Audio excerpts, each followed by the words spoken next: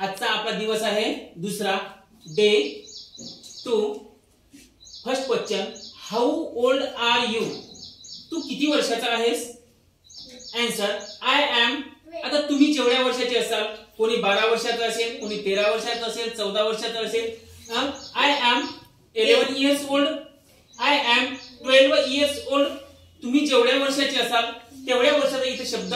टाकायचा आणि हे उत्तर सांगायचं I am 10 years old I am 15 years old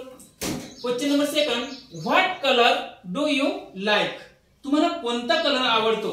आता आपण इथे काही कलरचे नाव दिलेले आहेत red pink black white blue yellow violet orange grey green brown तर ह्या कलरची नावं पाठ करून घ्यायची आणि तुम्हाला जो कलर आवडत असेल ते आपल्याला सांगायचं आहे I like pink colour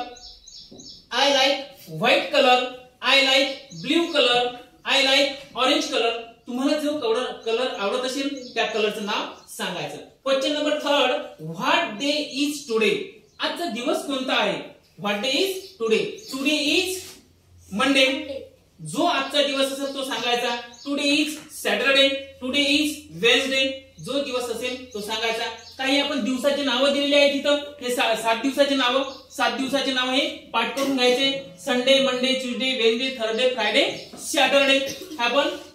Saturday पर्यंत नावं दिलेली आहेत ही नावं पाठ करून घ्यायची आणि आजचा दिवस जो असेल तो सांगायचा today is Monday which month is running म्हणजे चालू आहे कोणता महिना चालू आहे तर जो महिना चालू असेल त्या महिन्याचं इथं नाव टाकायचं आहे काही आपण आपल्या 12 महिन्याची नावं दिलेली आहेत मंथ्स नेम जानेवारी फेब्रुवारी मार्च एप्रिल मे जून जुलै ऑगस्ट सप्टेंबर ऑक्टोबर नोव्हेंबर डिसेंबर ह्या महिन्याची नावं पाठ करून घ्यायची आता कोणता महिना चालू आहे September month is running what is your fathers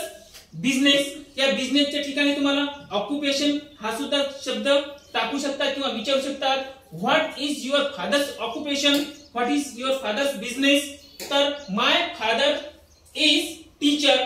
my father is farmer तुमचे वडील जे काम करत असतील ते इथं आपल्याला दर्शवायचं आहे या आपण इथं ऑक्युपेशनची काही नाव दिली आहेत farmer painter soldier teacher engineer doctor driver यापेक्षाही अजून काही ऑक्युपेशन आहेत जसे पॉटर म्हणजे कुंभार गोल्डस्मिथ सोनार ब्लॅकस्मिथ लोहार असे खूप सारे ऑक्युपेशन आहेत त्या ऑक्युपेशनचे नाव आपण पाठ करून घ्यायचे तर बघा how many brothers do you have तुला किती भाऊ आहेत आय हॅव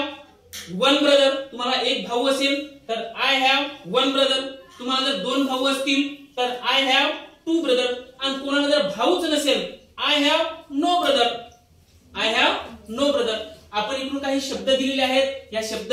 पाठ करायचे आहेत आणि या शब्दांचा उपयोग इथं करून या प्रश्नांची उत्तरं द्यायची आहेत